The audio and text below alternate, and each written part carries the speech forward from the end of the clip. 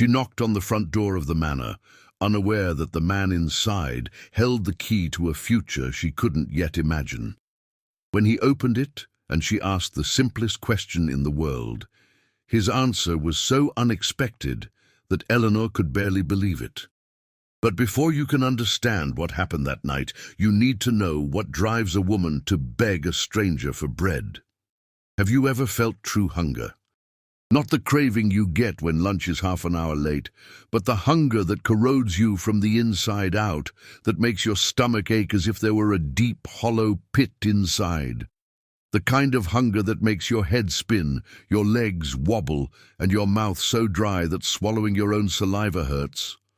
Eleanor Abbott knew that hunger, and it was that hunger that led her to the porch of Robert Sterling on that night in March 1927 in the rural countryside.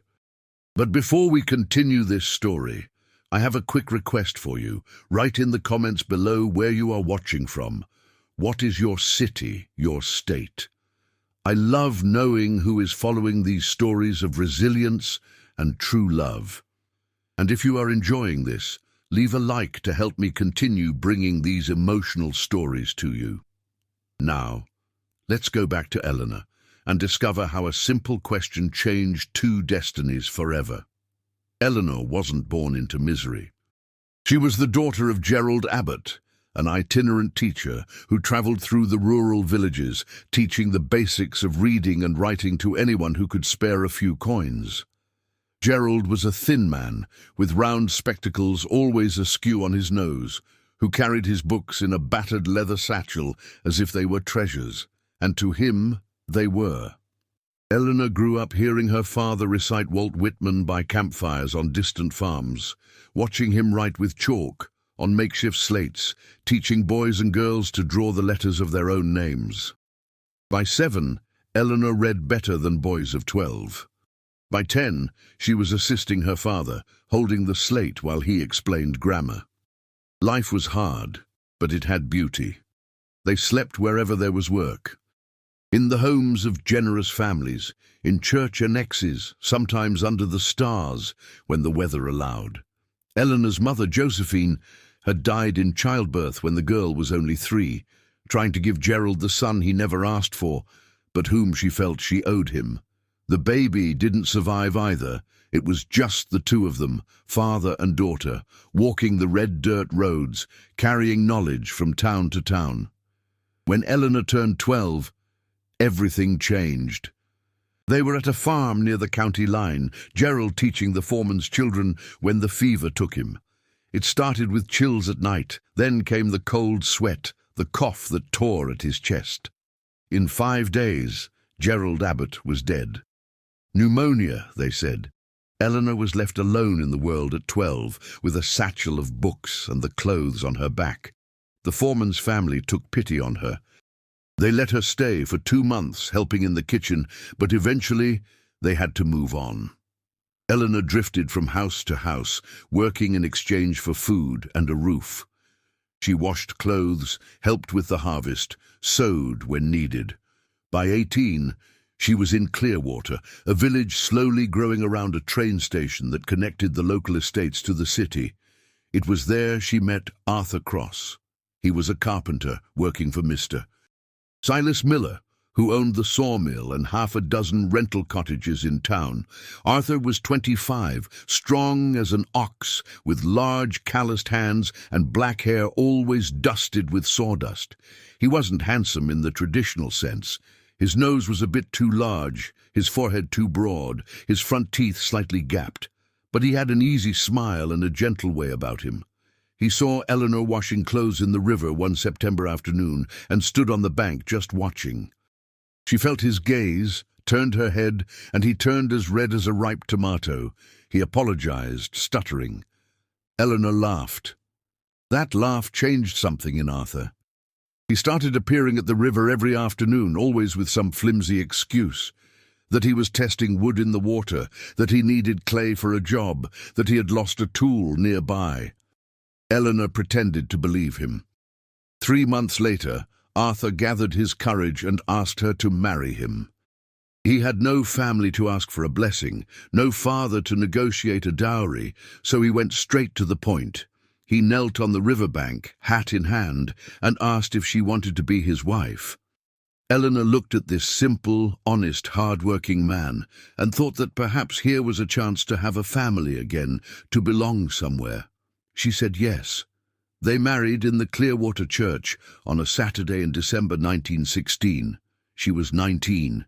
He was 26. Reverend Bernard blessed the union. Half a dozen acquaintances attended. There was no big party, but the owner of the boarding house where Eleanor worked baked a corn cake as a gift. Arthur rented a small 3-room cottage that belonged to his boss. It had 2 tiny bedrooms, a small sitting room with a wood stove, and a little patch of yard where Eleanor planted collard greens and herbs. Life wasn't easy, but it was a life. Arthur worked from sunup to sundown at the sawmill and took on extra carpentry jobs around the village. Eleanor took in sewing, washed clothes for a few families, and helped with the harvest when they needed extra money. There was almost nothing left at the end of the month, but they didn't lack the basics: beans, rice, flour, sometimes a piece of pork on Sunday. What was lacking was a child. That was the silent hollow in the middle of their marriage. Eleanor fell pregnant 3 times in 10 years. She lost the first baby at 3 months. In a morning of blood and pain, she tried to forget but couldn't. The second baby was born still, a perfect little boy who never took a breath. Eleanor held him for hours, rocking the cold little body, singing lullabies to a child who would never wake up. They buried him in the village cemetery without a name, just a small wooden cross Arthur made with his own hands. The third pregnancy ended before it truly began, just a week late, and then the bleeding. Arthur never complained. He never said she was defective, that she was worthless, that every man deserved sons. He just held her hand on the bad nights and said it was all right, that they had each other. But Eleanor saw the sadness hidden in his eyes when they passed children on the street, when his workmates talked about their kids. She felt failed, broken, incomplete. The years passed in this routine. 1917, 1918, 1919. The war over in Europe seemed like something from another world. 1920, 1921, 1922. Crop prices went up and down. The train brought news from the city. Life went on. Eleanor was 28 when everything crumbled. It was December 1926. The heat was unbearable, the kind that makes the earth crack and the air shimmer. Clearwater had a community well in the center of the village, where most people drew their water. But that summer, some families started getting sick. First, it was the cobbler's family: high fever, illness, weakness. Then the family living near the church. Then the general store owner's children. The doctor who came from the city once a month diagnosed it. Typhoid fever. The well water was contaminated. They ordered everyone to boil everything before drinking, but the warning came too late for many.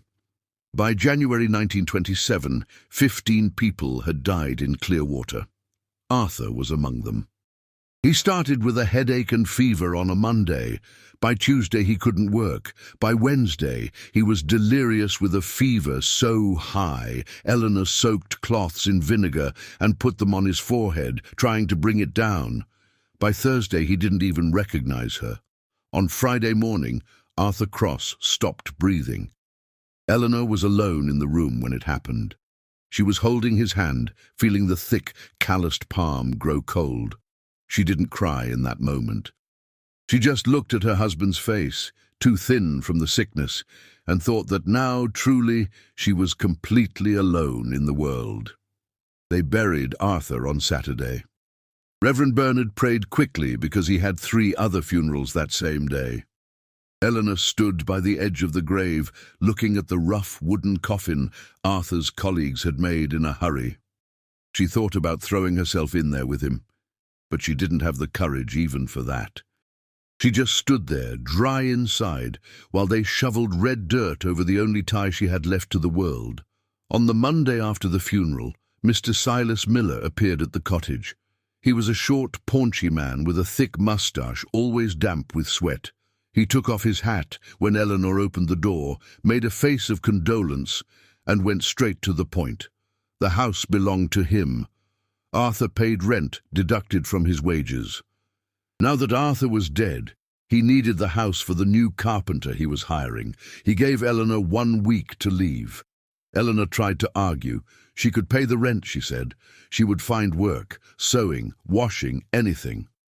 Mr. Miller shook his head.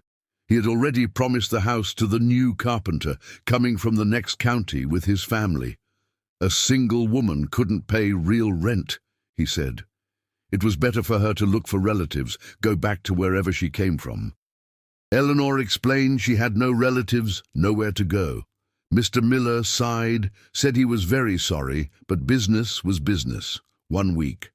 Eleanor sought help. She went to Mrs. Herman's house, for whom she sewed. The woman looked pitying, but said she couldn't house anyone. She already had 5 children squeezed into 3 rooms. She went to Mrs. Martin's house, for whom she washed clothes. Same answer. Big family, small house, hard times. She even went to the boarding house where she worked before marrying. The owner said she had no room for a live-in maid, only day labor. On the 6th day, Eleanor sat in the empty sitting room of the cottage, looking at the bare walls. She had already sold the few pieces of furniture they had to get money for food. The bed, the table, the 2 chairs, everything had gone for ridiculous prices. She was left with only a bundle of clothes and her father's old book satchel she never had the heart to sell, even in the tightest spots. On the 7th day, Mr. Miller returned with the new carpenter. He was a tall man with a red moustache, a scrawny wife, and 4 children hanging off her skirt. They looked at Eleanor as if she were a stain on the wall. Mr. Miller said it was time. Eleanor picked up her bundle and the satchel and left. She didn't look back. She walked through the village, not knowing where to go. She tried to sleep in the shed at the train station, but the station master chased her off. She spent the night under an old oak tree in the square. Before dawn, the rain came and soaked everything. The next day, she tried to do some odd jobs, but they paid with food, not money for a roof. On the 2nd night, she slept in an abandoned lean-to behind the church. On the 3rd night, she didn't even manage that. She had last eaten the day before. On the 2nd day without food, her legs began to weaken. That was when Eleanor decided she needed to try something else. She remembered the Gilded Hope estate, which lay about 3 miles from the village. Everyone knew it. It was the largest estate in the region, owned by Mr. Robert Sterling, a wealthy man who rarely came to the village but whom everyone respected, or feared. The stories about him varied. They said he was fair but hard, that he paid well but demanded much, that he had lost his wife some years ago and had never been the same since. Eleanor didn't know what she expected to find. Maybe work, maybe just enough food to last another day. She started walking down the dirt road that led to the estate in the middle of the afternoon. The March sun burned on her head. Her mouth was so dry her tongue felt like sandpaper. The bundle weighed on her shoulders despite having almost nothing in it. Her father's book satchel weighed even more, but Eleanor couldn't put it down. It was the last piece of her father she had left. The road rose and fell between hills covered in fields. Eleanor had walked this path before years ago, when Arthur had been called to fix a barn door at the estate, and she had gone along to sell some embroidery. But now the road seemed 3 times as long. Every step cost effort. Her vision went dark every now and then, and she needed to stop, breathe deep, and wait for the dizziness to pass. When the sun began to set, painting the sky orange and pink, Eleanor finally saw the estate gates. It was a large, dark wood structure with the name Gilded Hope, carved in fine letters. She passed through the gate and continued up the internal drive lined with crepe myrtles. The manor house appeared around a bend. It was an imposing 2-story construction, white walls, dark roof, a wide porch with wooden columns. A garden in front with rose bushes and blooming azaleas. Everything spoke of old money, solidity, a world completely different from hers. Eleanor stopped at the edge of the garden. The courage she had brought was evaporating. What was she doing there? Was she going to knock on a wealthy stranger's door and ask for what? Work? Food? Charity? The pride she had left burned in her throat along with the thirst. But her stomach hurt so much she knew she had no choice. It was this, or lie down on the side of the road and wait to die. It was in that moment she saw the man. He was on the porch, standing near the railing, looking out over the fields that stretched as far as the eye could see. He wore dark dress trousers and a white shirt with sleeves rolled up to the elbows. Hair with strands of grey shone in the late afternoon light. Upright posture, broad shoulders, the bearing of someone used to commanding. Even from afar, Eleanor realized it was him, Robert Sterling. Her heart raced, her legs trembled, but something stronger than fear pushed her forward. She started walking toward the porch. Her steps crunched on the gravel path. The man turned his head, his eyes dark and penetrating, fixed on her. His expression was neutral, neither hostile nor friendly, just attentive. Eleanor stopped at the foot of the porch stairs. The distance between them wasn't great, perhaps 10 feet, but it seemed like a chasm. He was above, clean, well-dressed, fed, secure in his territory. She was below, dusty from the road, clothes wrinkled from sleeping outdoors, holding a bundle and an old satchel, her stomach growling loud enough for her to be sure he heard it. For a moment no one said anything.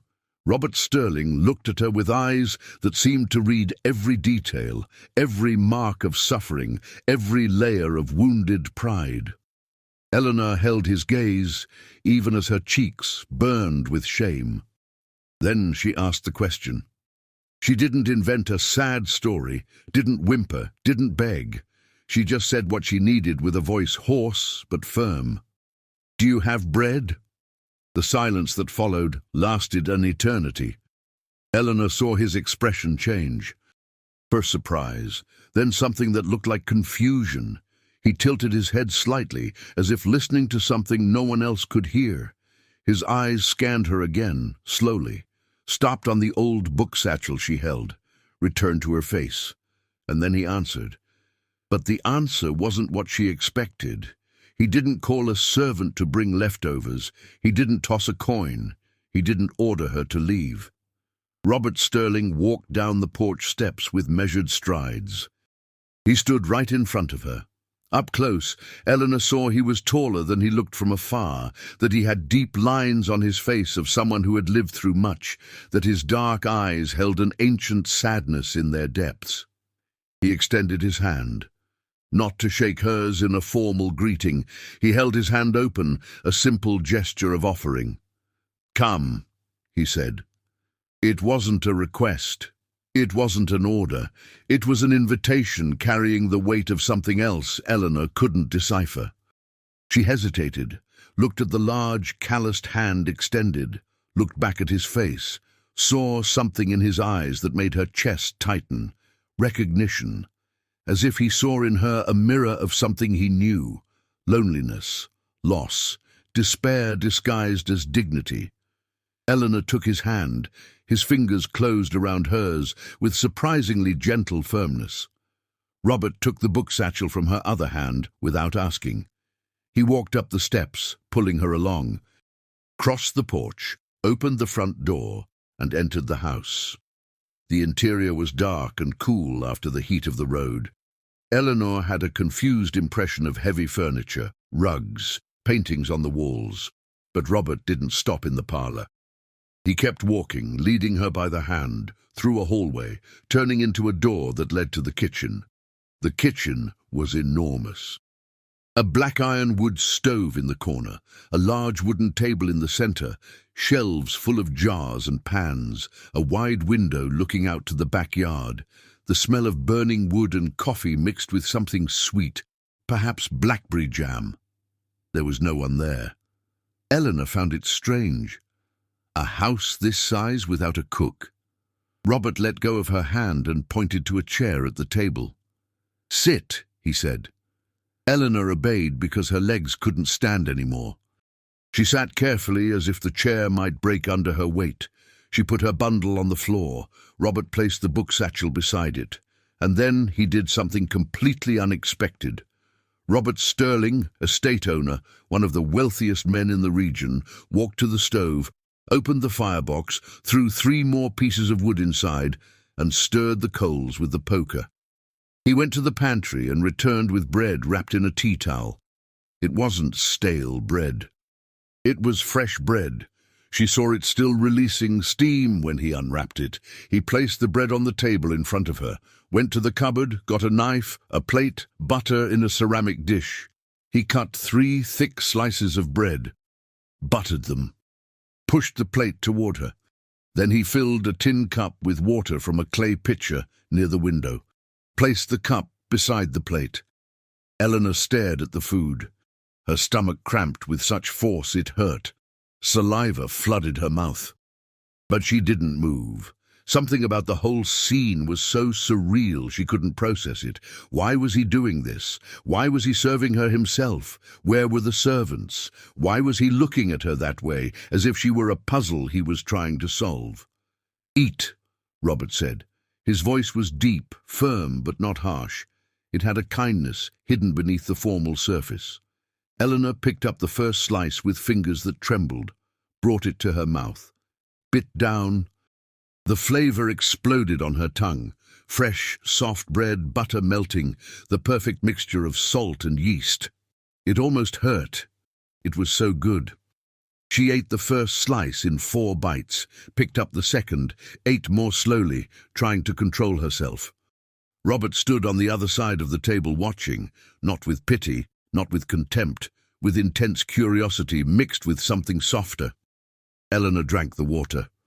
The coolness sliding down her parched throat was almost as good as the bread. When she finished, Robert asked if she wanted more. Eleanor shook her head. Her empty stomach wouldn't handle more food all at once. "Thank you," she said. Her voice came out raspy. "Thank you, sir." Robert made a gesture with his hand, as if saying there was no need to thank him. He sat in the chair across the table. He stared at her for a moment too long to be comfortable. Eleanor lowered her eyes, noticed her own hands dirty from the road, broken fingernails. Shame burned in her cheeks. Then he asked her name. "Eleanor," she replied. "Eleanor Abbott, widow." The full description came out before she could filter it. Robert nodded, as if that explained something. Asked how long. 3 months, she said. Asked what happened. "Typhoid fever," she replied. He made an expression that mixed understanding and the memory of some personal pain. Robert then looked at the book satchel on the floor. "Is that yours?" Eleanor followed his gaze. "Yes," she said. "They were my father's. He was a teacher." Robert's eyes returned to her with renewed interest. "Can you read?" The question caught Eleanor by surprise. "Yes," she said. "My father taught me. I can read, write, do sums." Something changed in his expression. His eyes darkened. He stayed quiet for a long time. Eleanor began to feel uncomfortable. Maybe she had said too much. Maybe she should have invented a simpler story. But then Robert stood up. He stood looking at her from across the table, and he made a proposal that Eleanor would never forget for the rest of her life. "I need someone to catalogue my late wife's library," he said. "There are hundreds of books gathering dust for 5 years. It needs someone who can read, who understands books, who will handle them with care. Would you be interested?" Eleanor blinked, opened her mouth, closed it, tried to process what she had just heard. Was he offering work? Just like that, to a strange woman who appeared at his door begging for bread? It made no sense. There had to be a catch. Rich men didn't hire like this, without references, without questions, without... "I pay $5 a week," Robert continued, as if reading her hesitation, "plus food and a room in the back of the house. The work should take about 3 months if done right." $5 a week, food. A room. Eleanor did the math quickly in her head. It was a fair wage, more than fair for this kind of work. It was salvation falling from the sky without warning. It was the answer to a question she didn't even know she had asked. But why? The question slipped out before she could hold it back. Why are you doing this, sir? You don't know me. You don't know if I'm any good, if I'm honest, if... Robert interrupted her by raising a hand. I know enough, he said. You asked for bread. You didn't invent a tragic story to gain pity. You didn't cry. You didn't lie. You just asked for what you needed with dignity. That tells me more about your character than a dozen references. And your eyes lit up when you spoke of your teacher father. Someone who carries a heavy satchel of books even while homeless won't mistreat a library. Eleanor felt something tighten in her chest. It wasn't just gratitude, it was something else more complicated. Recognition. This man had seen her, really seen her.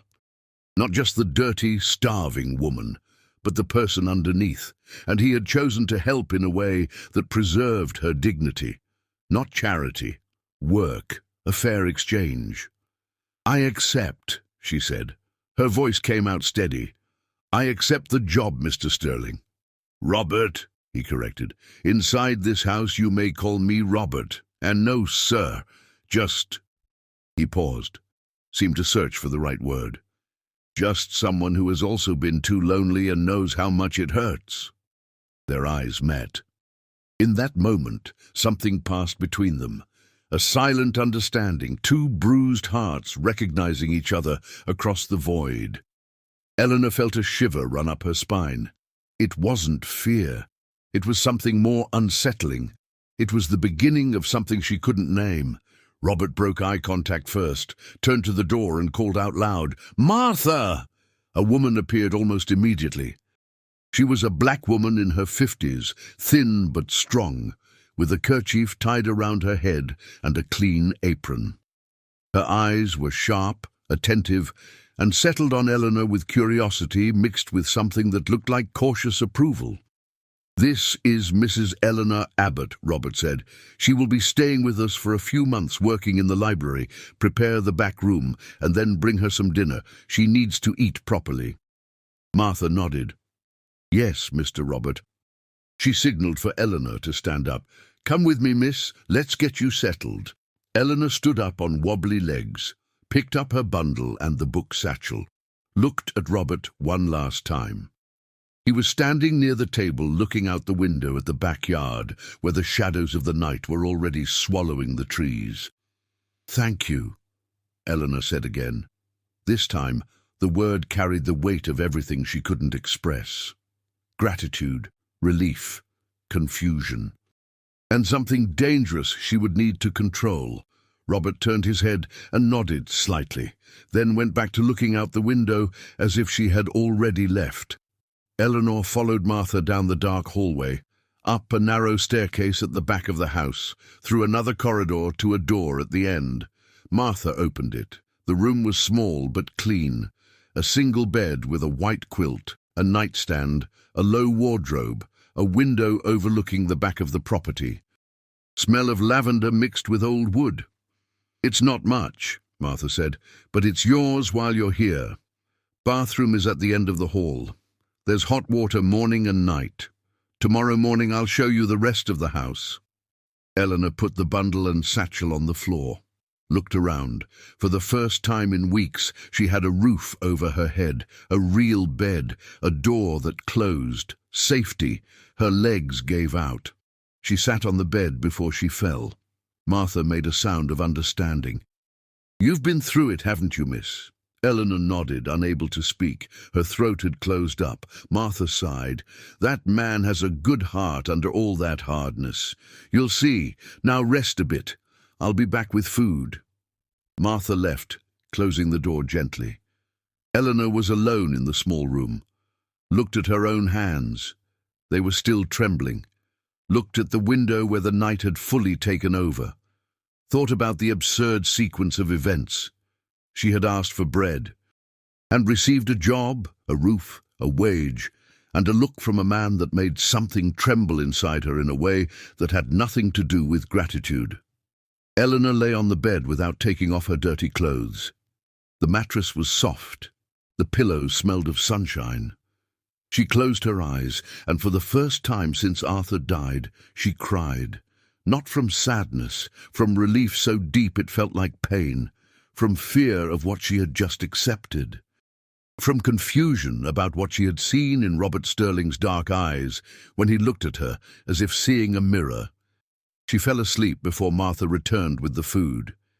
In the following days, Eleanor began to understand the strangeness of that house.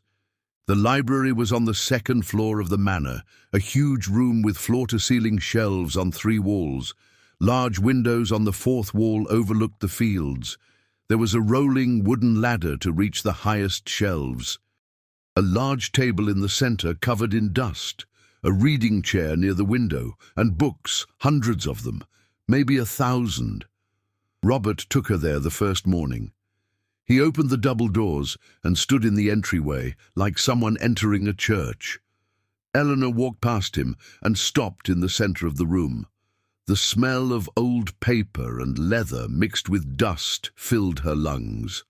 Her eyes scanned the crowded shelves. There was everything.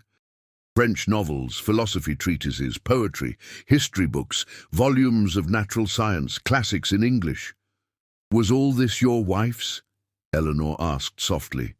Robert nodded. "Claire loved to read," he said. His voice carried the weight of a painful memory. "She ordered books from the city, sometimes even from Europe. This library was her favorite place. She spent hours here." Eleanor looked at him.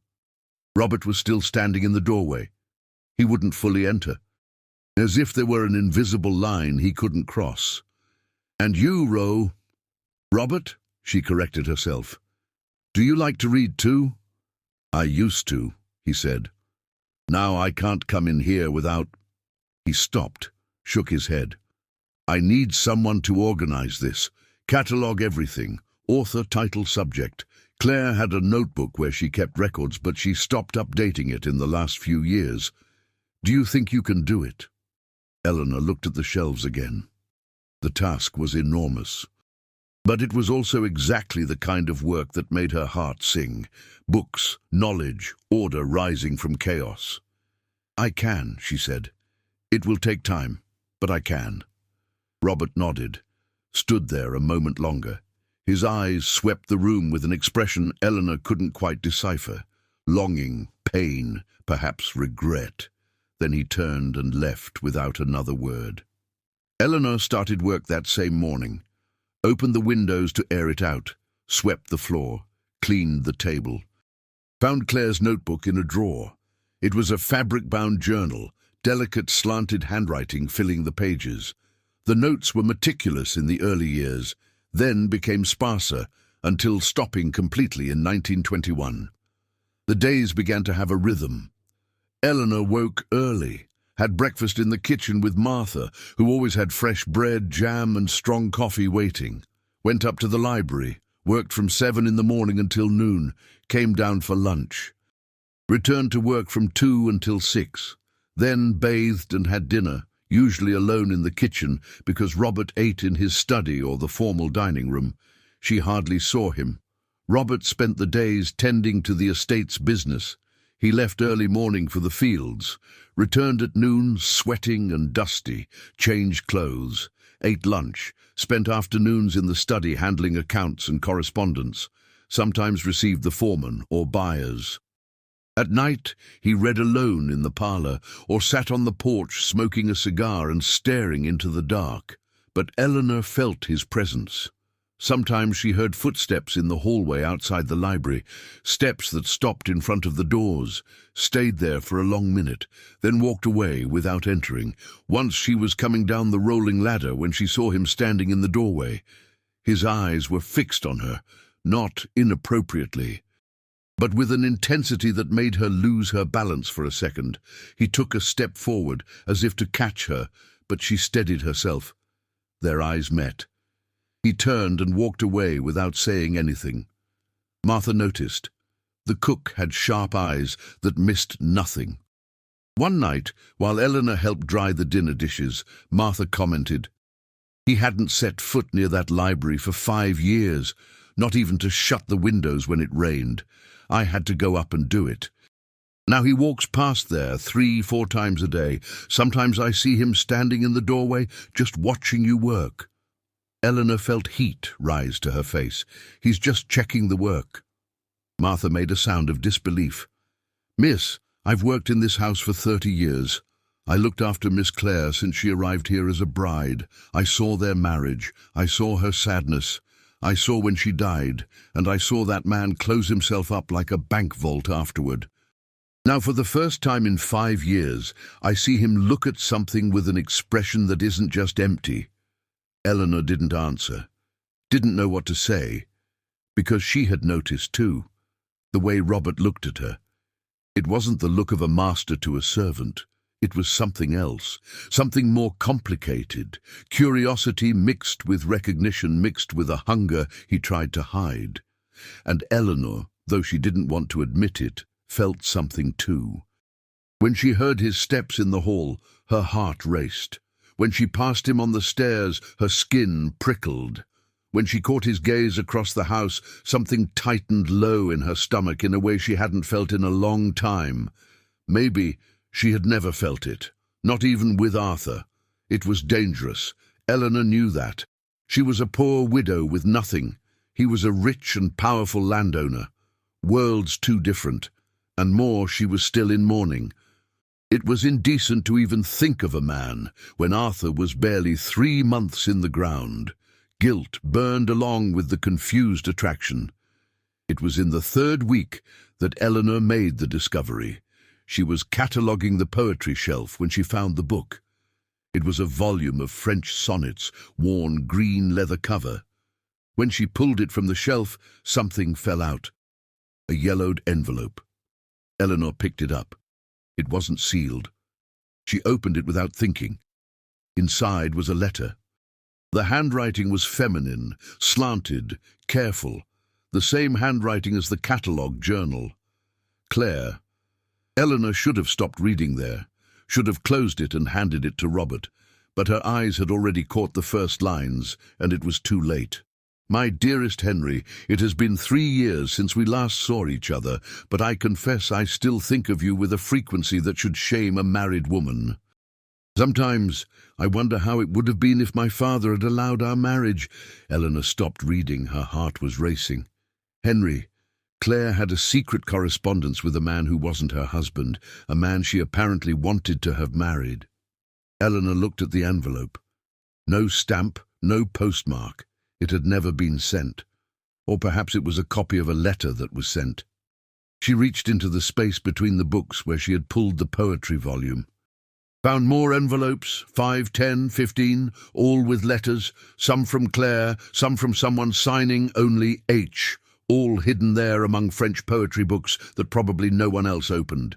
Eleanor stood with the stack of envelopes in her hand. Her head spun. What to do? Tell Robert, hide them again. Burn them.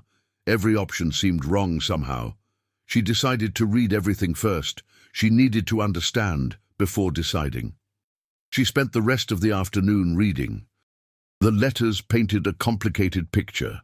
Claire and Henry had been in love in their youth. Her father was a professor in the city. He was a law student. They pledged themselves to each other. But Claire's family fell into financial difficulty when her father fell ill. A marriage proposal arose from Robert Sterling, a young, wealthy landowner with inherited property. Claire's father pressured her. She yielded, married Robert in 1915.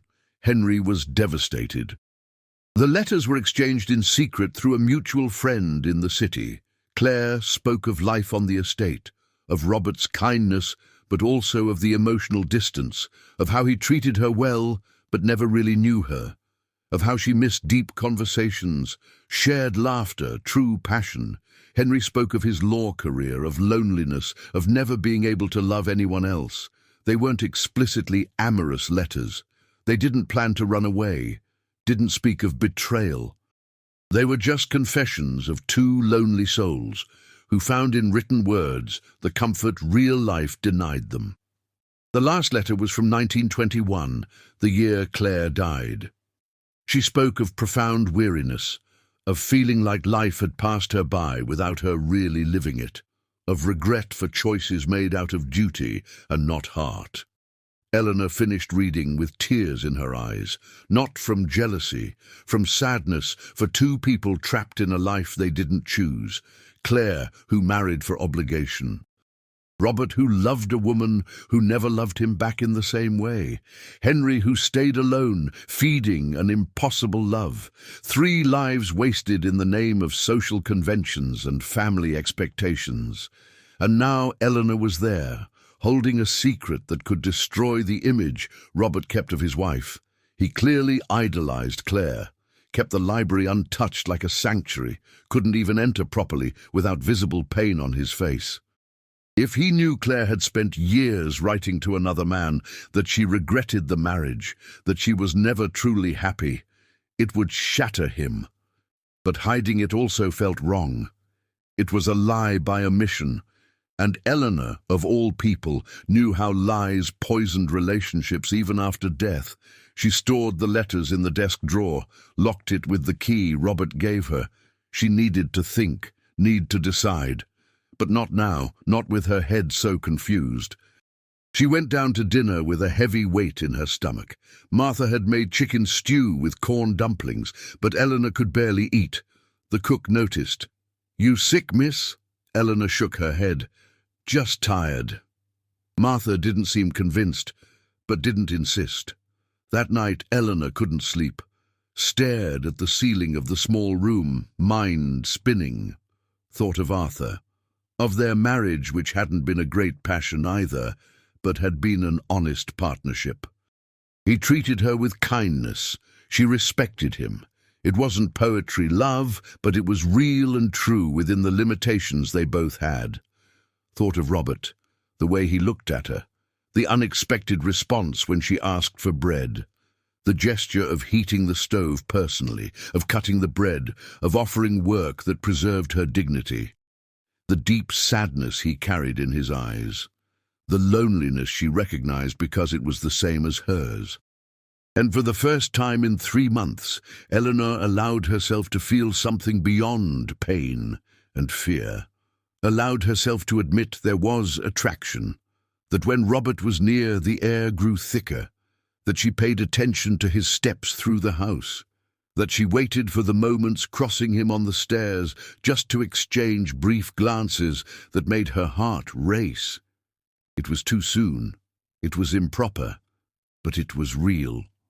Eleanor got out of bed, put on the robe Martha had lent her, went down the back stairs with bare feet. The house was dark and silent, went to the kitchen to get water, lit a low lantern, filled a glass from the pitcher. That was when she heard a sound coming from the parlor. Footsteps. Eleanor froze. Was it a thief? But then she heard the voice. Robert speaking to himself in a low tone. No, not speaking. Reading aloud. Eleanor walked slowly to the parlor door. It was ajar. She peeked in.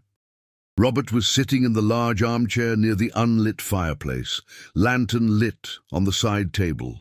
Book open in his hands, he read in a low voice, almost a whisper, as if the words were a prayer. It was poetry. Eleanor recognized the verses. Walt Whitman, the same poet her father read. Robert had a beautiful reading voice, deep, paused, giving the right weight to the words. Eleanor stood listening, hidden in the shadow of the hallway. When he finished the poem, he closed the book slowly, stared at his own hands, then said something that made Eleanor's heart stop. "She loved this poem," he murmured to the void. "I used to read it to her. She pretended to like it. But now I know she was just being polite, like she always was. Polite, perfect, distant." His voice broke on the last word. Eleanor saw his broad shoulders shake. Robert Sterling, the hard and controlled man everyone feared and respected, was sitting alone in the dark, crying silently for a marriage that was never what he thought. Eleanor should have gone back to her room. should have given him privacy, but her feet moved on their own. She pushed the door, entered the parlor. Robert jerked his head up. His eyes shone wet in the dim lantern light. For a second, there was pure panic on his face at being seen in that moment of vulnerability. "I'm sorry," Eleanor said softly. "I didn't mean to. I just came for water and heard—" Robert wiped his face quickly with the back of his hand, switched to a mask of control, but too late. She had already seen. He knew it. They stood there looking at each other across the dimly lit room, a distance of perhaps 10 feet between them, but it felt simultaneously infinite and non-existent. "You can't sleep either?" Robert asked finally. His voice was rougher than usual. Eleanor shook her head. "I think too much at night," she admitted. Robert made a sound that was almost a laugh, but without joy. "Me too. In the last 5 years, I don't think I've slept a full night. I always wake up at dawn and just—" He gestured vaguely, raking over the past, trying to understand where I went wrong. "You didn't love each other?" The words came out before Eleanor could filter them. It was an invasive, improper question, but Robert didn't seem offended. On the contrary, he sighed deeply, as if he had waited years for someone to ask that. "I loved her," he said slowly, "or thought I did. But it was an admiring love, you know. She was beautiful, educated, intelligent, a professor's daughter, knew things I didn't. I felt lucky she accepted to marry me, but now I realize I never really knew her. She never opened up, and I never asked. We just coexisted, politely, like two strangers living in the same house." Eleanor felt a tightness in her chest, because that was exactly what the letters confirmed. A marriage of appearances, mutual respect without real intimacy. She opened her mouth to speak about the letters, but the words died in her throat. Not now, not when he was so exposed. Instead, she said something else, something true. "I understand. My marriage to Arthur was similar. He was a good man, treated me well, but there was never passion. There was never that deep connection people talk about. We were companions, not lovers." Robert looked at her with renewed intensity. "Do you regret it?" Eleanor thought honestly before answering. "No. He gave me stability when I had nothing, respected me.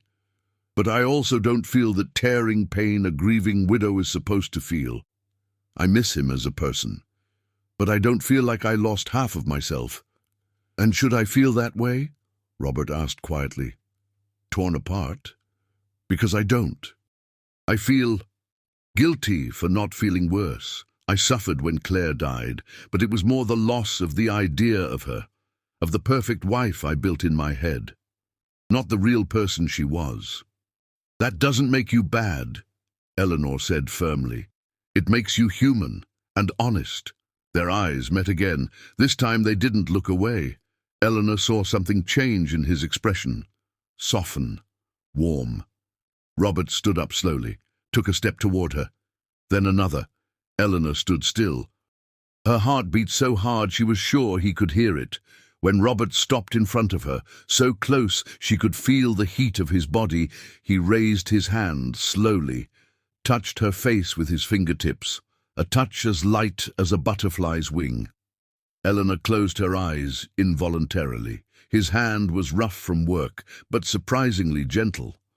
"Thank you," Robert murmured, "for showing up, for asking that simple question about bread that reminded me I'm still alive, for not judging." Eleanor opened her eyes. He was so close she saw every detail of his face. Lines around his eyes, grey strands at his temples, a mouth that seemed to have forgotten how to smile but was trying to relearn, and those dark, deep eyes full of unsaid things. For an infinite suspended moment, Eleanor was sure he was going to kiss her. She saw the intention form in his eyes, felt when he leaned in slightly. Her breath stopped, but then Robert pulled back abruptly. His hand dropped. He took a step back, ran a hand through his hair in a gesture of frustration. "I'm sorry," he said with a tense voice. "That was inappropriate. You work for me. You're in mourning. I shouldn't—" "I wanted it too," Eleanor interrupted. The words came out before courage fled. Robert stopped mid-gesture, looked at her with an expression of pure shock. Eleanor continued, even as her face burned. "I felt it too. I wanted it too. It wasn't just you." The silence that followed was so thick it could be cut. Robert looked at her as if seeing her for the first time. Eleanor held his gaze even with shame burning in her veins. It was the truth, and if she was going to say it, let it be the whole truth. "But we can't," Robert said finally. His voice was hoarse. "There's your mourning. There's mine. There's the difference between us. There's the whole village that must already be gossiping that I brought a strange woman into the house. If they find out something—" "I know," Eleanor agreed. "I know all that, and you're right. But I also can't pretend I feel nothing. That would be a lie." Robert closed his eyes, took a deep breath. When he opened them again, his expression was more controlled. "We need to be careful, for you mostly. A woman's reputation is fragile. I can handle gossip. You can't." Eleanor nodded, understood that this was protection, not rejection. And strangely, it made her like him even more. Robert was thinking of her, not just his own desire. "Go back to your room," he said gently. "Sleep if you can. Tomorrow we go on as normal, employer and employee cataloguing a library. Nothing more." "Nothing more," Eleanor repeated, but their eyes said it was a lie, that everything more was bubbling beneath the surface, just waiting for the right moment to explode. Eleanor turned and left the room, went up the back stairs with shaky legs, entered her room, lay on the bed. Took hours to sleep, mind replaying every second of that encounter, the touch on her face, the almost kiss, the mutual confession, the impossible promise to keep distance. In the following days, the tension in the house was palpable. Eleanor and Robert tried to maintain normality. He entered the library once a day to check progress. They talked about books. She showed what she had catalogued. He made comments, all very formal, but their eyes betrayed them. The fingers that touched accidentally when he took a book she offered. The way he lingered leaving, always turning one last time at the door to look at her. Martha noticed everything and said nothing, but her eyes shone with something that looked like approval and worry mixed together. It was in the 4th week that the news reached the village. Eleanor was working when she heard raised voices coming from downstairs, recognized Robert's voice, firm and controlled. And another female voice, shrill, insistent, curiosity won out. Eleanor went down slowly, stood on the stair landing where she could listen without being seen. The conversation came from the sitting room. "Robert, you need to understand how this looks," the female voice was saying. "An unknown widow living inside your house. People are talking. They say terrible things about her, about you, about the memory of poor Claire." The voice was of an older woman laden with fake concern. Eleanor felt her stomach tighten. "Mrs. Thatcher," Robert replied with forced patience, "I appreciate the concern, but Mrs. Abbott is a competent employee doing work that needs to be done. There is nothing improper happening in this house." "But appearances, Robert!" Eudora Thatcher's voice rose in pitch. "I am your friend, a friend of Claire's, God rest her soul. I'm trying to protect you. This woman appeared out of nowhere. No one knows her. No one knows where she came from. And suddenly she's living here, eating at your table. She eats in the kitchen," Robert cut in, "and works in a library that has been closed for 5 years, gathering mold. I am paying a fair wage for honest work. I see no problem." "Oh, Robert, always so naive with women." Eudora's voice became sugary, condescending. "You don't see, but I do. I know the type. Young widow, alone, without resources, shows up at a rich man's door making pitiful eyes. gets inside, and suddenly is ensnaring the poor fellow in a web of seduction. Eleanor felt fury rise like a wave. She was about to go down and confront that woman when she heard Robert's response. His voice was icy in a way Eleanor had never heard before. "Mrs. Thatcher, I will ask you to be careful with your words. You are speaking of a person under my protection, and you are insinuating things about my character as well. I suggest you leave before you say something we will regret." There was an offended pause. Then Eudora's voice returned, now poisoned. "Very well, but don't say I didn't warn you. When the scandal explodes and you lose the respect it took years to build, remember who tried to save you. Good day, Mr. Sterling." Eleanor heard quick steps, the front door opening and closing with force. Silence. Then Robert sighing heavily. "You can come down," he called. "I know you're there." Eleanor descended, ashamed to have been caught spying. Robert was standing in the middle of the room with a tired expression. "Sorry," she said. "I heard voices and—" He waved a hand, dismissing the apology. "That was Eudora Thatcher, widow of Herman Thatcher, who owned the big general store in town. She has certain expectations regarding me, expectations I never encouraged, but she maintains nonetheless." "She wants to marry you," Eleanor said. It wasn't a question. Robert grimaced. "She wants the position of mistress of Gilded Hope Estate. I don't know if she wants me specifically, but yes, she has made it clear several times that she would be available when my mourning ended." "And now I'm in the way," Eleanor concluded. Robert looked at her with an expression mixing anger and concern. "You aren't in the way of anything, because there is no way. I never had nor will ever have an interest in Eudora Thatcher, but she is influential in town. Leader of the church ladies, has a sharp tongue and many friends. If she starts a gossip campaign against you—" "It will be bad," Eleanor finished. "For me, mostly." Robert nodded. "I want you to know I will protect you, but I also need you to be careful. Maybe it's best not to go into town for a while. Let Martha do the shopping." Eleanor felt a mix of gratitude and frustration. Gratitude because he cared. Frustration because she had to hide like a criminal when she had done nothing wrong, but she agreed. She didn't want to cause problems for him. Days passed. Eleanor dove into the library work, trying to forget the growing tension. She was making real progress, had already catalogued almost half the books, but the hidden letters in the drawer weighed on her conscience. Every day that passed without telling Robert seemed to add more weight. It was on a rainy afternoon in April that everything began to change for real. Eleanor was on the rolling ladder reaching books on the high shelf when she heard the library door open. She thought it was Robert on his daily visit, but when she turned, she saw he wasn't alone. There was a man with him. Tall, well-dressed, perhaps 35, dark hair slicked back, thin, well-trimmed mustache. He had a city air, formal education, money that didn't come from land, but from a profession.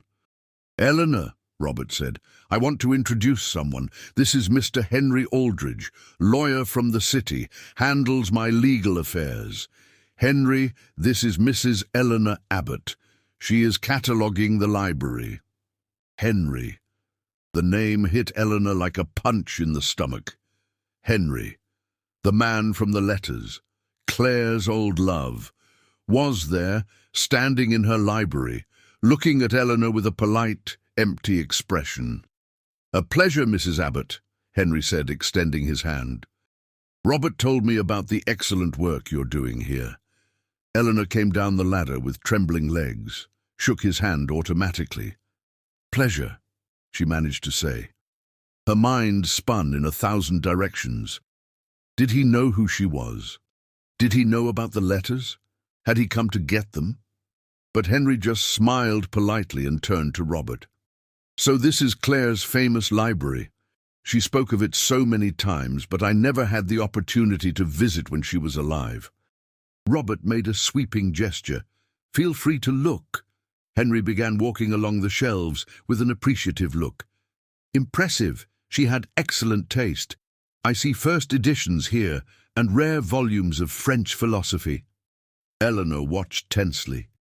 Henry seemed genuinely interested in the books, didn't look around searching for something specific, didn't ask questions about letters.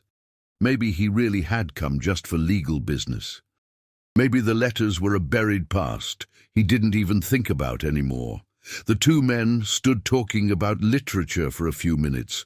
Eleanor tried to look busy, organizing papers on the table, but she paid attention to every word. "You should visit more often," Robert said to Henry. It would have made Claire happy to know her library is being appreciated. Henry went quiet for a moment, then said something that made the air in the room grow thicker. Claire was a special person. I always admired her greatly. I deeply regret your loss.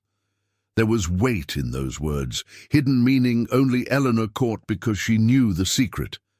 Robert, oblivious, just nodded gratefully. "Thank you, Henry. It means a lot." The men left shortly after to continue talking business in the study.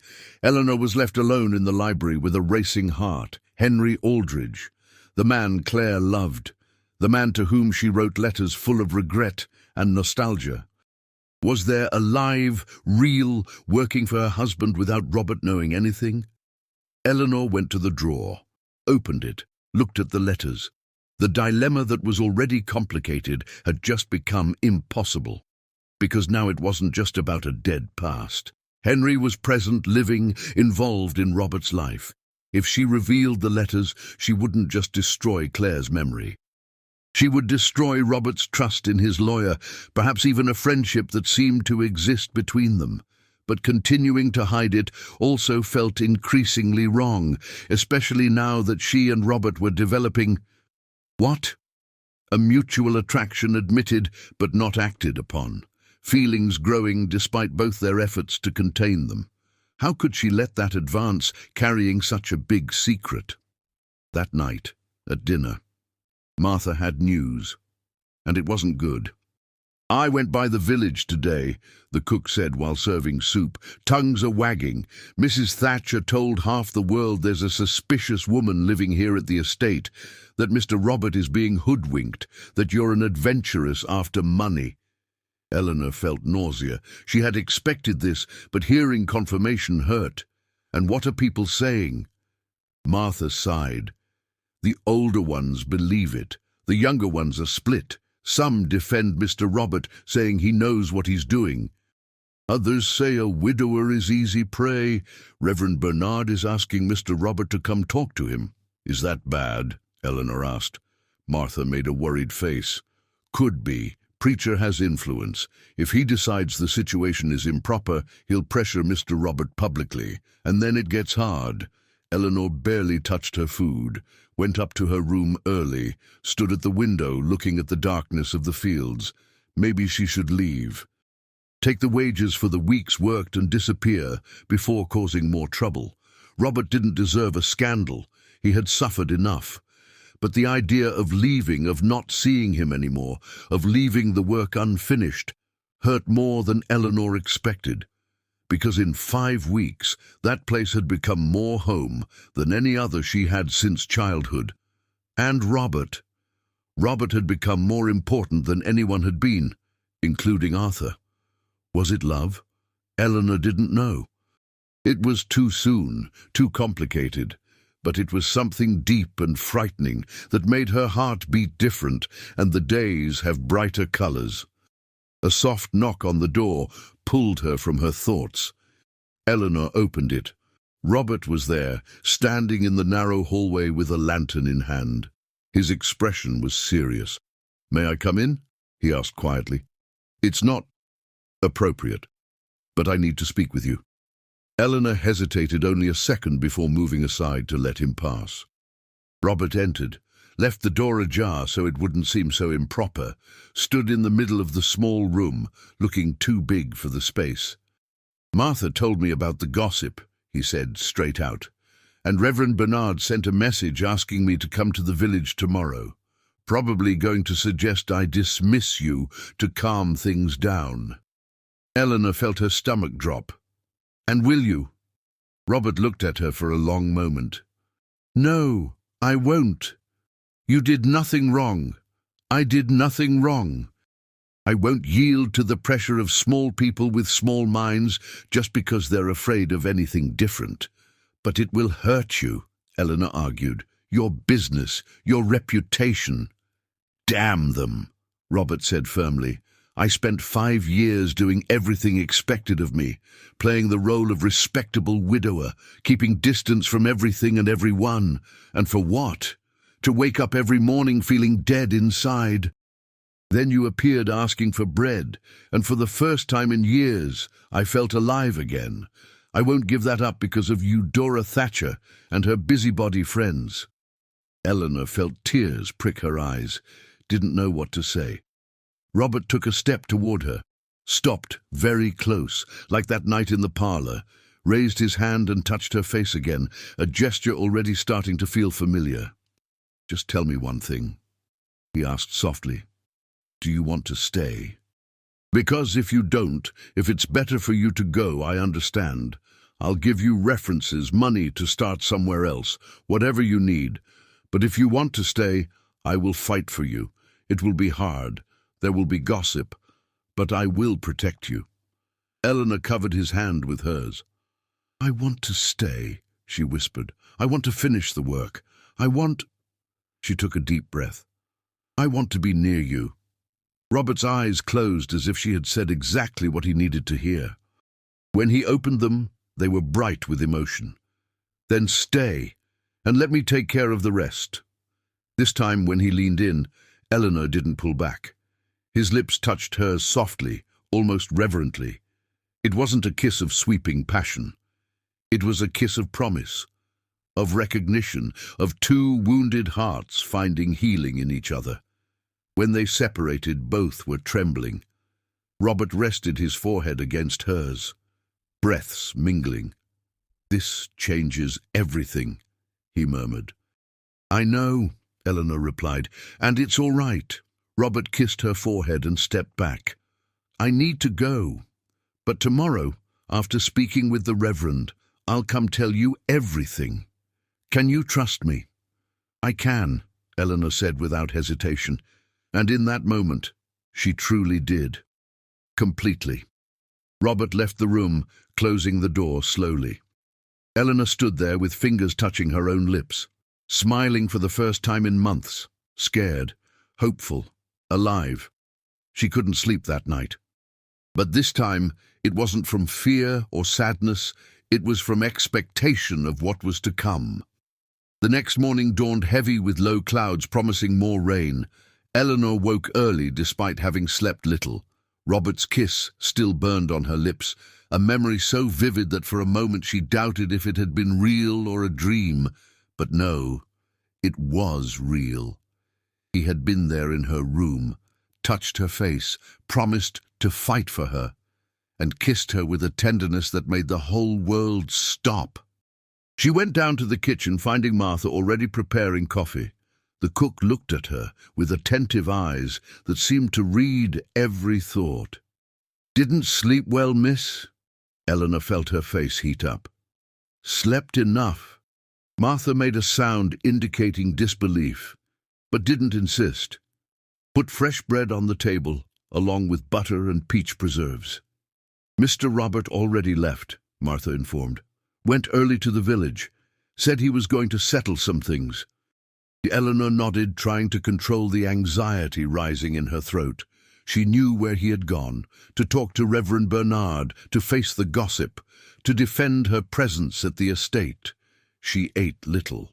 Went up to the library but couldn't concentrate. Stared out the window at the road, waiting to see Robert return. The hours dragged. 10 in the morning, 11, noon. Rain began to fall, fine and persistent, turning everything grayer.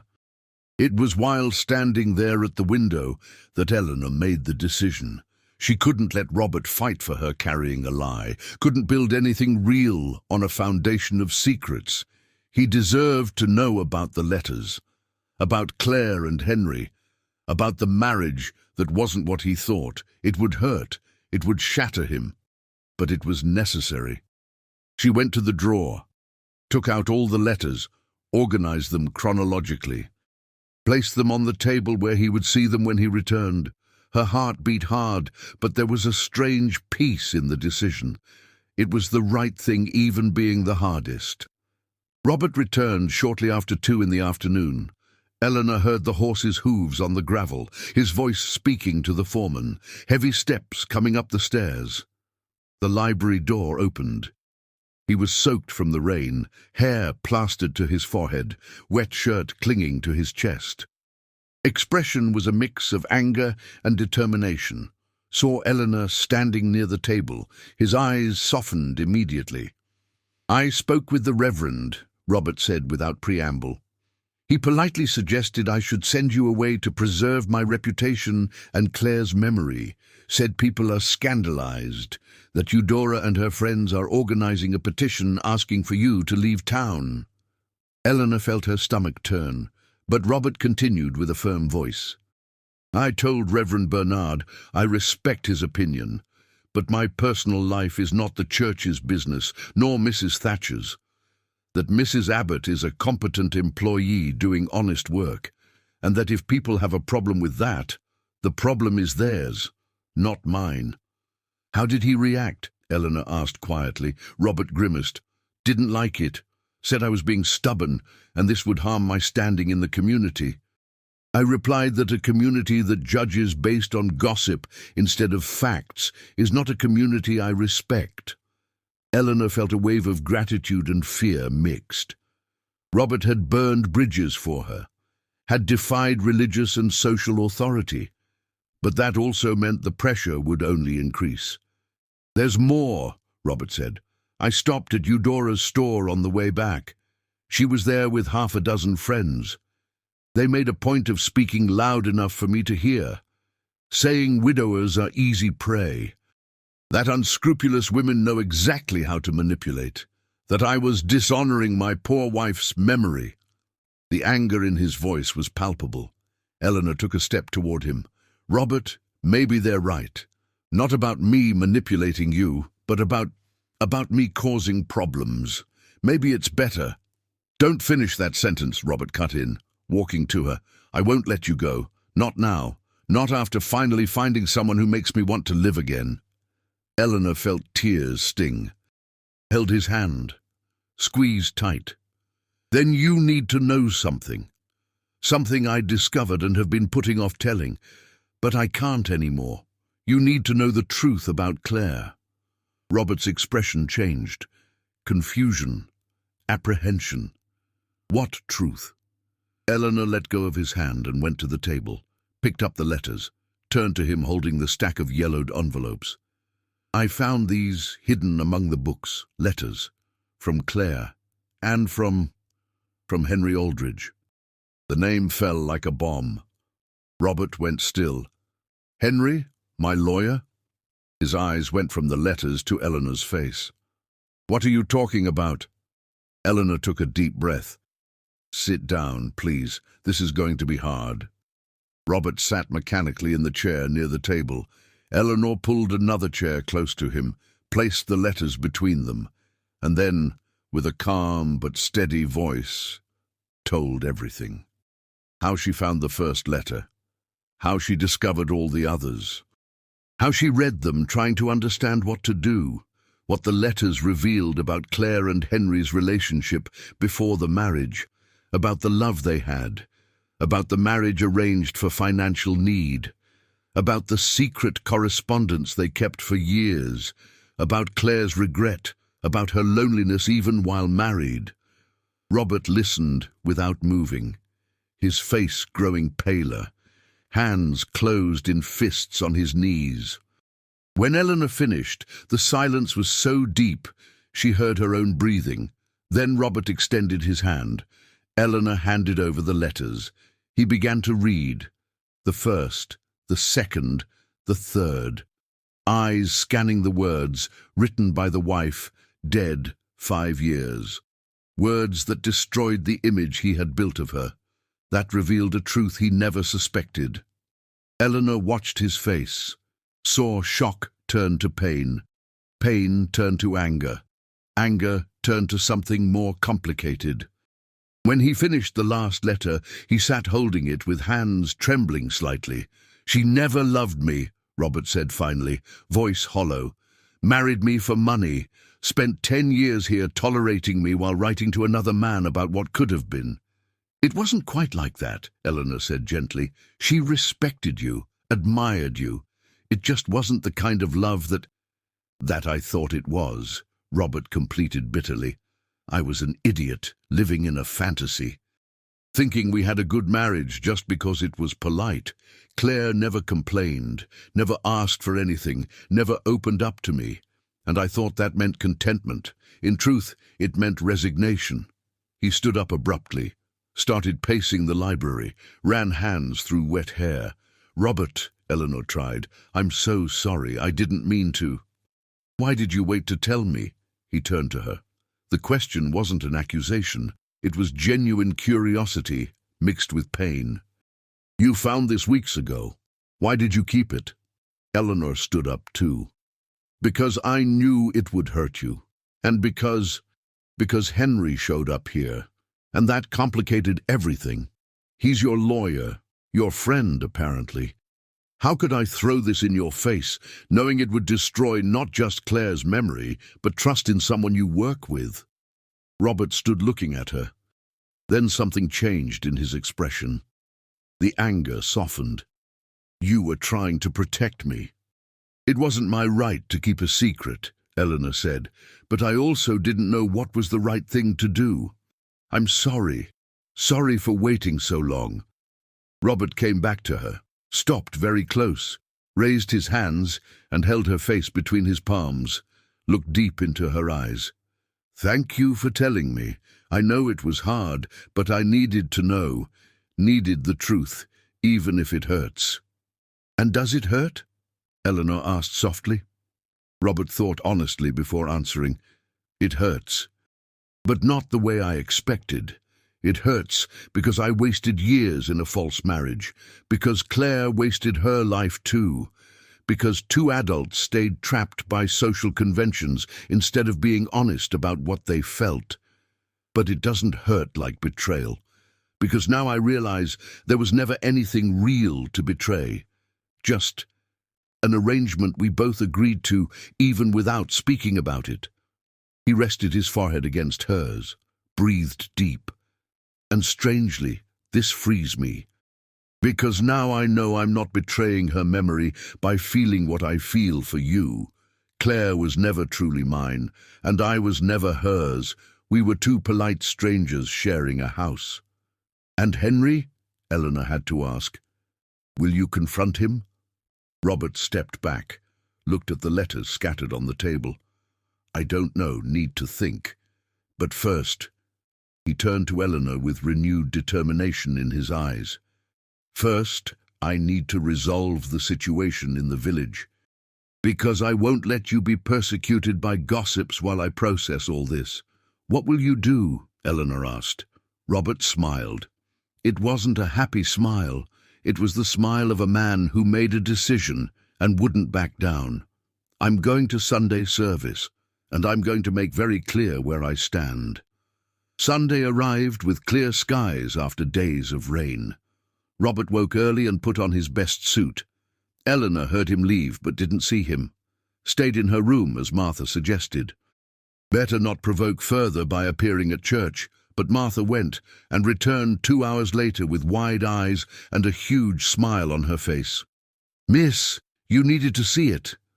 Eleanor was in the library pretending to work. "What happened?" Martha sat in the chair with a dramatic sigh.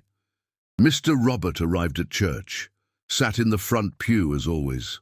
Reverend Bernard gave the sermon, and in the middle spoke about worldly temptations and the importance of keeping reputations clean. Everyone knew he was talking about you and the mister. Eleanor felt her stomach sink. And then, Martha continued with shining eyes, when the Reverend finished the service and called for community announcements, Mr. Robert stood up, asked permission to speak, The Reverend looked awkward but couldn't deny him, and Mr. Robert turned to the whole church and said— Martha paused dramatically. Eleanor almost screamed. Said what? Said he wanted to clarify some things about the situation at Gilded Hope Estate, that he had hired Mrs. Eleanor Abbott, a respectable and educated widow, to catalogue the library, that the work was honest and necessary, that she was being paid fairly and lived in the back of the house with all propriety. And then, Martha leaned forward, he said he understood people's concern with appearances, but he wasn't going to dismiss a competent employee because of malicious gossip. Eleanor held her breath. How did people react? They went dead silent. Even Mrs. Thatcher's jaw dropped, but the mister didn't finish there. He said more. What? Eleanor asked with a racing heart. Said, Martha spoke slowly, savouring every word, that when his mourning period was complete, he intended to court Mrs. Eleanor Abbott properly, that he was declaring his intentions publicly so there would be no misunderstandings, that she was a woman of character, intelligence and dignity, and that anyone who had a problem with that could speak directly to him instead of spreading poison behind backs. Eleanor felt her legs go weak, sat heavily in the chair. He said that? In front of everyone? In front of the packed church, Martha confirmed, smiling. Reverend Bernard turned red. Mrs. Thatcher ran out crying. Half the people were shocked, but the other half, especially the men who do business with Mr. Robert, started nodding. Some even clapped. Eleanor covered her face with her hands, didn't know if she should laugh or cry. Robert had made a public declaration, had put his reputation on the line, had defended her in the most exposed way possible. It was brave and terrifying at the same time. Heard steps on the stairs. The library door opened. Robert entered, still in his suit, stopped in the doorway looking at her. Eleanor stood up. They stared at each other across the room. Martha told me, Eleanor said, voice trembling. You really said that in church? Said every word, Robert confirmed, and I'll repeat it as many times as necessary. His eyes were firm, determined. I don't regret it. Needed everyone to know, needed you to know. Eleanor crossed the distance between them, stopped right in front of him, raised her hand and touched his face. The gesture he had done to her so many times now reversed. Thank you, she whispered. For believing in me, for fighting for me, for— Shh, Robert interrupted softly, covered her hand with his. No need to thank. I'm doing what any decent man would do for the woman who— He stopped. His eyes searched hers. The woman I am beginning to love. Eleanor's heart stopped, restarted beating off rhythm. The words hung in the air between them. Love. Robert had said love. It was too soon. Absurd. They barely knew each other. But it also felt absolutely right. Me too, Eleanor admitted. I'm scared. It's so fast, so complicated. But when I look at you, I feel like I finally came home. Robert pulled her into a hug. Eleanor rested her face against his chest, hearing his heart beat strong. They stayed like that for a long time, just holding each other, finding comfort, finding strength. When they separated, Robert had a proposal. Let's do it right. I will respect the mourning, mine and yours. But when a year has passed since Arthur's death, I want to court you properly. With flowers, walks, conversations. I want everyone to see my intentions are serious and honourable. Eleanor nodded. 1 year. It was a reasonable time, respectful, gave space for both to process everything, and also there was a pending issue. And Henry? She needed to ask. Will you speak to him? Robert's expression darkened. I will. I must. But not yet. First, I want the waters to calm here. Then I'll go to the city and have an honest conversation with him. The following months were strange and wonderful at the same time. Robert's public declaration caused mixed reactions in the village. Eudora and her inner circle remained hostile, spreading that Eleanor had bewitched the poor widower. But many others, especially those who did business with Robert, accepted the situation. Some even visited the estate, offering discreet support. Eleanor finished the library catalogue in 3 months. It was meticulous work, resulting in a thick ledger with all books organized by author, title, and subject. Robert was impressed with the quality, offered for her to stay as permanent librarian caring for the collection. Eleanor accepted. It wasn't just a job, it was a purpose. And if you are liking this story of resilience and true love, leave a like down below and subscribe to the channel. These stories from the past teach us so much about courage and dignity. Now let's continue, because you need to know how this story ends. During those months, Robert and Eleanor developed a careful routine. He entered the library daily, talked about books, about the estate, about life, discovered each other slowly. Robert had a dry sense of humor that appeared when he relaxed, loved the fields with the passion of someone who understood the land, played piano badly but with enthusiasm, baked bread every Saturday because it helped him think.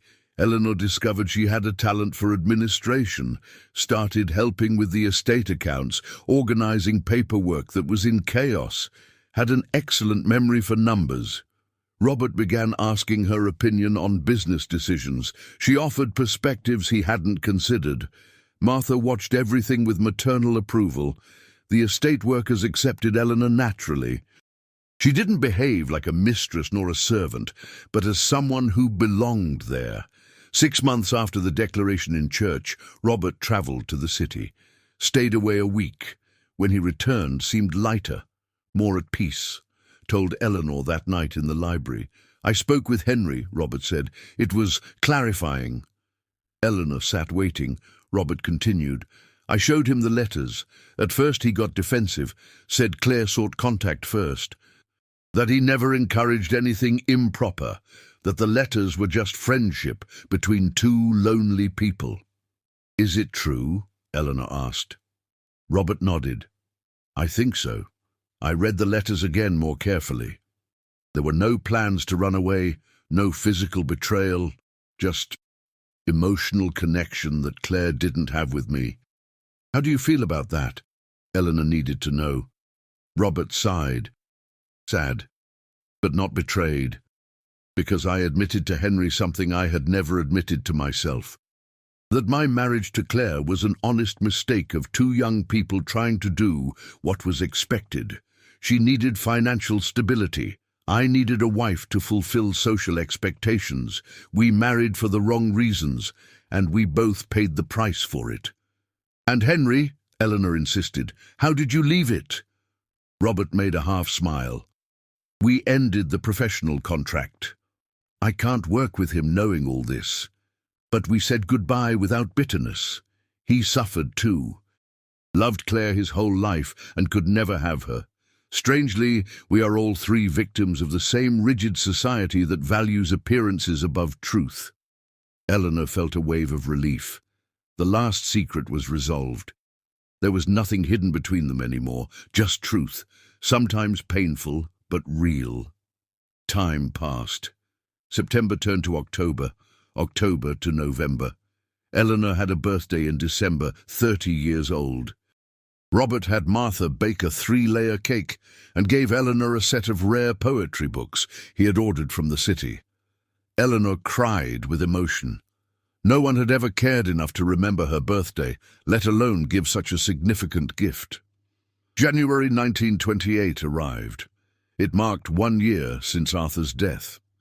Eleanor visited his grave in the village for the first time in months, brought flowers, stood there looking at the wooden cross already starting to rot with the rains, said goodbye, thanked him for the years together, asked forgiveness for not being able to carry him in her heart the way a widow should, and then allowed herself to let him go completely.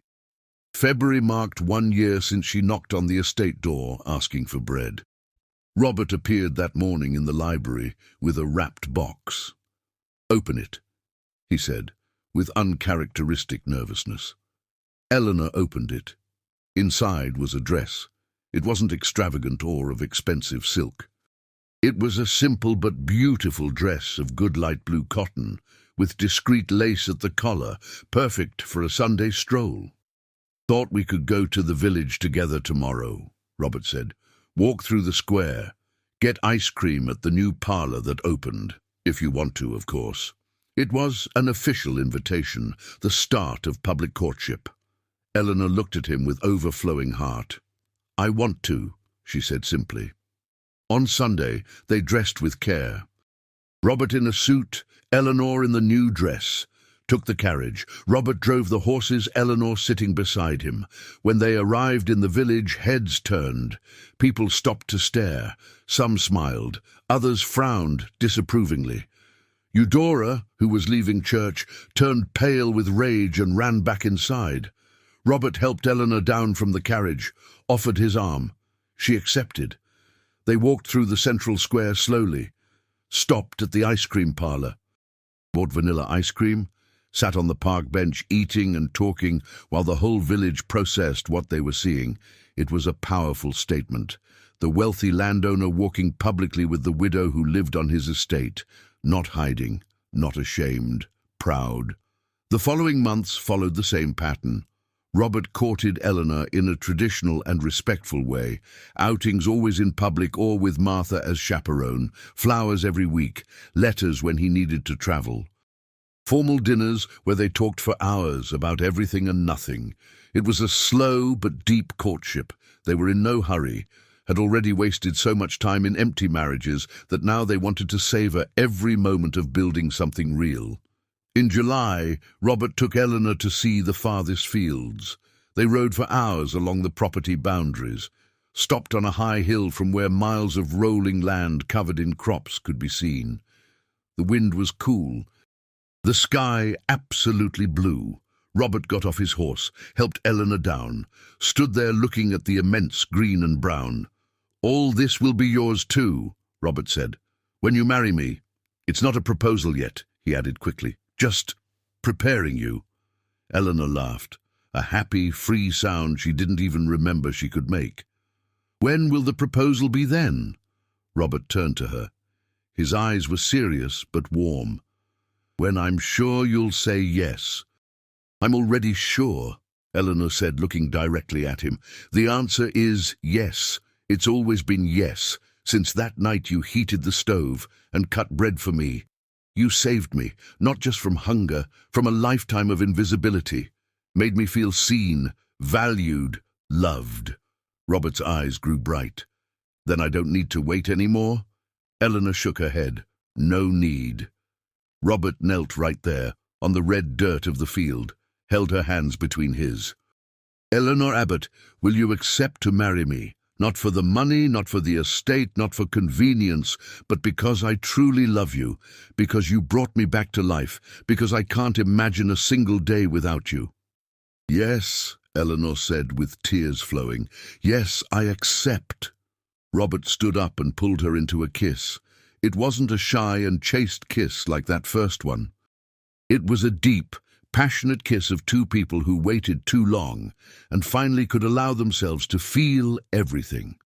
When they separated, both were laughing and crying at the same time. The wedding happened in September 1928. It was a simple but beautiful ceremony at the Clearwater Church. Reverend Bernard, who had reconciled with Robert after seeing how solid and respectful the relationship was, celebrated the union with genuine blessing. The church was full. Estate workers, village merchants, even some neighboring landowners who respected Robert attended. Eudora didn't go, but many other women who had been influenced by her came, some out of curiosity, others because they had seen over the months that Eleanor was a decent person and that Robert was genuinely happy for the first time in years.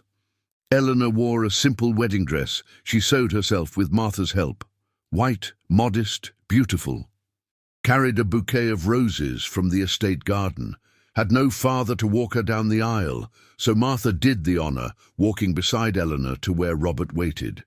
When Eleanor saw Robert standing at the altar, in a new suit and eyes shining with emotion, felt her heart overflow. That was the man who answered her plea for bread with dignity and kindness, who fought for her against society, who loved her not in spite of her poverty, but exactly as she was. The vows were traditional, but when Robert said, "I do," his voice carried the weight of a promise going beyond formal words. And when Eleanor said, "I do," it was with absolute certainty she was making the right choice. The reception was at the estate, not an extravagance. It was a joyful and true celebration. Abundant food, music, dancing. Robert and Eleanor opened the dance under the starry country sky. He spun her on the makeshift floor while fiddlers played. The two laughed like children. At midnight, when the last guests left, Robert carried Eleanor over the threshold into the manor house, not to the back room where she had lived for over a year, but to the master bedroom, the room that had been his and Claire's, but which they had now completely renovated. New furniture, new curtains, nothing of the past remaining, just the future opening up. The years that followed were the happiest of both their lives. Eleanor assumed the role of mistress of the estate naturally, not with arrogance, but with competence and kindness, cared for the workers when they fell sick, organized a small school on the property for their children to learn to read, continued managing the library, which grew even more with new acquisitions. Robert flourished under true love. Business prospered, not because he got more ambitious, but because he was happier and focused. The estate became a model in the region. Other landowners came to ask for advice. Eleanor fell pregnant 2 years after the wedding. It was a difficult pregnancy. She was afraid of losing another baby. Robert was patient and attentive during all 9 months. In July 1930, a boy was born. They named him Gabriel. Strong, healthy, perfect. Eleanor cried with relief and joy, holding her living son in her arms for the first time. Robert cried too, kissing her forehead and the baby, whispering thanks. 2 years later came a girl, Claire. Robert chose the name, not to relive the past, he explained to Eleanor, but to make peace with it, to honor the woman who suffered a lifetime in an unhappy marriage. To say her sacrifice wasn't forgotten, but didn't bind them anymore. Life on the estate had its own rhythm. Early mornings in the fields, afternoons in the library, nights as a family. Robert taught Gabriel to ride. Eleanor taught Claire to read. They grew together not just as a couple, but as true partners in everything. Years raced by. 1935, 1940, 1945. Gabriel grew strong and smart, studied agronomy, and returned to help with the estate. Claire became a teacher, opening a larger school in the village that taught poor girls for free. Grandchildren began to arrive. Robert and Eleanor grew old together. Hair turned grey and then white, wrinkles deepened, but the love only grew. Every day together was a conscious choice to choose each other again. It wasn't the burning passion of youth. It was something deeper, a partnership of souls who recognized each other through darkness and decided to walk together toward the light. In 1955, 27 years after the wedding, Robert fell ill. It was quick. Pneumonia attacking lungs already weakened by age. Eleanor cared for him until the end, holding his hand as he had held hers in so many difficult moments. On the last night, lying together in the bed they shared for decades, Robert whispered, "Thank you for asking for bread that night. Thank you for saving my life." Eleanor kissed his forehead. "We saved each other." Robert died at dawn in Eleanor's arms. She cried. This time she cried with the tearing pain of losing the true half of herself, because that was real love. That was a connection transcending the physical. Eleanor lived 12 more years, cared for by children and grandchildren, still working in the library even at 80, still telling anyone who would listen the story of how she met their grandfather. How she knocked on the door hungry and desperate, how he answered with a kindness that changed everything. When Eleanor died in 1967, at 90 years old, they buried her beside Robert in the estate cemetery. On the headstone, they engraved the words she chose before dying. She asked for bread. he gave love, and together they built a whole life. The gilded Hope estate stayed in the family. Gabriel and then the grandchildren managed the land with the same care and dignity Robert taught. The library grew even more, eventually becoming a public library serving the whole region. The school Claire founded became a respected institution. But more than property or institutions, Eleanor and Robert's true legacy was the story. Living proof that true love can be born in the most unlikely circumstances. That vulnerability isn't weakness, but courage. That asking for help when we need it doesn't diminish our dignity, but affirms our humanity. That kindness offered at the right moment can change destinies. Generations of descendants grew up hearing how great-grandmother Eleanor, a poor widow with nothing in the world, dared to knock on a door and ask a simple question. How great-grandfather Robert, a rich but lonely man, chose to answer not with alms but with dignity. How that request for bread turned into a love that lasted decades and left deep roots nurturing the whole family to this day. And whenever someone in the family went through a hard time, whenever pride tried to stop them from asking for help, whenever fear of being vulnerable threatened to isolate, someone told the story again, reminded that the matriarch and patriarch of the family built everything on a simple act of courage, an honest request, a gentle answer, and the willingness of both to let the past go and embrace the possibility of a new future. The question, "Do you have bread?" echoed through the decades. It wasn't just about physical hunger, it was about hunger for connection, to be seen, accepted, loved. It was about recognizing that everyone, rich or poor, powerful or helpless, needs each other. It was about breaking barriers society builds and finding shared humanity beneath all superficial differences. Eleanor asked for bread. Robert gave dignity, and in the space between question and answer, a love story was born that proved the best relationships aren't built on blind passion or social convenience. They are built on truth, respect, shared vulnerability, and the daily choice to keep choosing each other. This is the story of great-grandmother Eleanor and great-grandfather Robert. The story of how a simple question in a moment of despair turned into a legacy of love that crossed generations.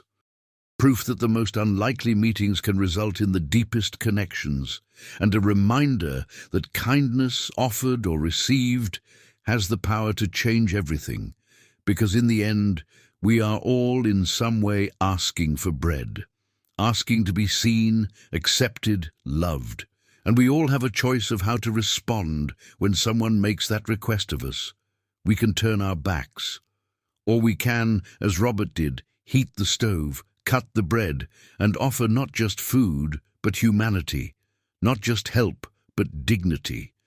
Not just a temporary solution, but the possibility of a completely new future. And sometimes, if we have courage on both sides, from this simple exchange, something extraordinary is born. Something that lasts, something that matters, something worth telling and retelling until it becomes legend, until it becomes a truth greater than facts, until it becomes a lesson about what truly matters in this short and complicated life we all live. Eleanor and Robert taught us this. Taught us it's never too late to start over. That true love is worth any social scandal. That dignity isn't in what we own, but in how we treat others and let ourselves be treated. That vulnerability is the path to real intimacy. That the past can be honored without binding us. And that sometimes the most unexpected answer is exactly the one we needed to hear.